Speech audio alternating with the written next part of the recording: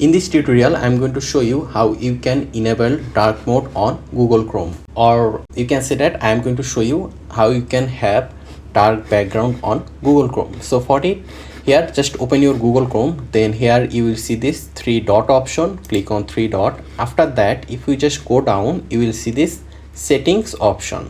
Click on settings. Then you need to look for a option called appearances. So here you can see appearance.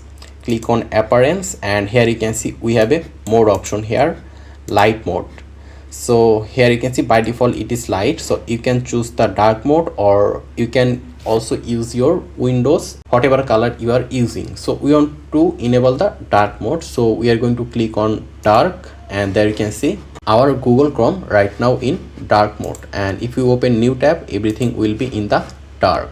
So this is how you can enable dark mode in Google Chrome. I hope this was easy for you to understand and follow.